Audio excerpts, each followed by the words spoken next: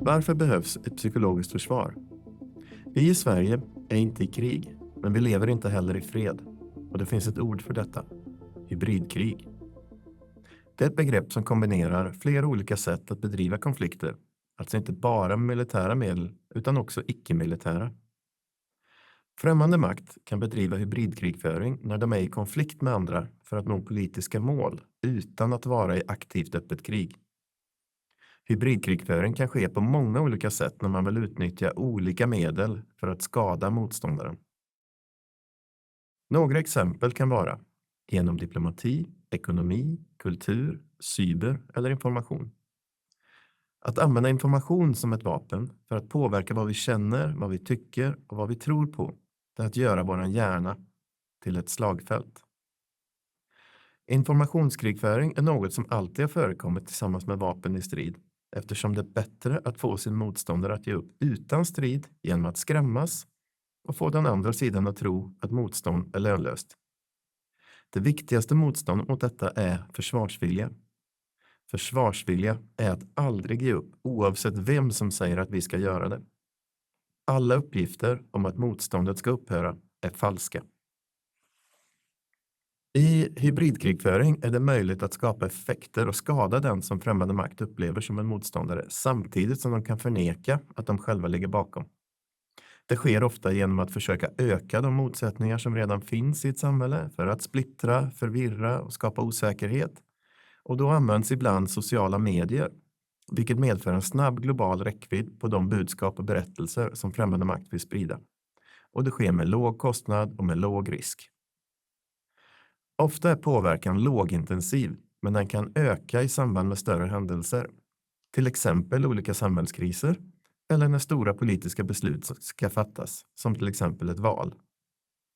Hela samhället och alla människor behöver därför delta i det psykologiska försvaret, eftersom alla kan bli en måltavla för falsk eller vilseledande information.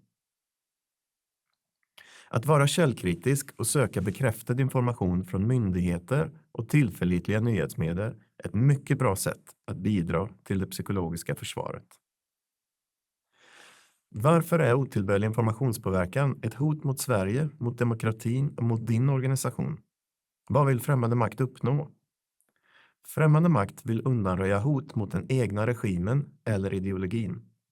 Till exempel ser de liberal demokrati och mänskliga rättigheter som ett hot mot statlig kontroll och diktatur. De vill försvaga samarbeten mellan länder, till exempel försvarssamarbeten som NATO och det samlade stödet för och till Ukraina, samt ekonomiska samarbeten, som till exempel EU. Varför är detta ett hot mot Sverige som berör det psykologiska försvaret? Jo, otillbörlig informationspåverkan bedrivs mot Sverige då vi upplevs som ett hot mot deras målsättningar. Våra skyddsvärden, som till exempel demokrati och mänskliga rättigheter, kan vara ett hot mot främmande makts målsättningar om våra värderingar inspirerar människor i andra länder. Därför vill de påverka uppfattningar och beslut i Sverige. Till exempel vad vi tycker och hur vi röstar, och då blir valpåverkan ett direkt hot mot demokratin. Vi i Sverige kan också bli en symbol eller en representant för internationella samarbeten som EU eller NATO som de anser arbetar mot deras intressen. Hur angår detta offentliga organisationer i Sverige och varför ska du bry dig? Och vad är det som står på spel? Jo, demokratins styrka bygger bland annat på yttrandefrihet, fria val och att vi alla är lika inför lagen. Det demokratiska systemet bygger också på att vi litar på varandra och litar på till exempel politiker och myndigheter. Tilliten är vårt starkaste försvar, men tilliten är också sårbar. Vi förväntar oss att folk inte sprider lögner. Men den fria informationsmiljön kan utnyttjas för att ljuga eller dela halvsanningar för att påverka oss i en fråga. Vi måste därför skydda och stärka tilliten i samhället, och det gör vi genom att kommunicera aktivt med våra målgrupper och befolkningen om att rykten och desinformation kan förekomma. Vi måste vara medvetna om var vi är sårbara, men också var vi är starka. Det viktigaste för dig att ta med dig, det är att information kan vara ett vapen och att alla kan bli måltavlor. och du kan motverka detta genom att vara källkritisk. Ta del av mer kunskap och verktyg för att stärka din motståndskraft mot otillbörlig informationspåverkan på Förmågeportalen på npf.se. Genom detta bidrar du till att skydda Sveriges skyddsvärden och utveckla ett robust samhälle.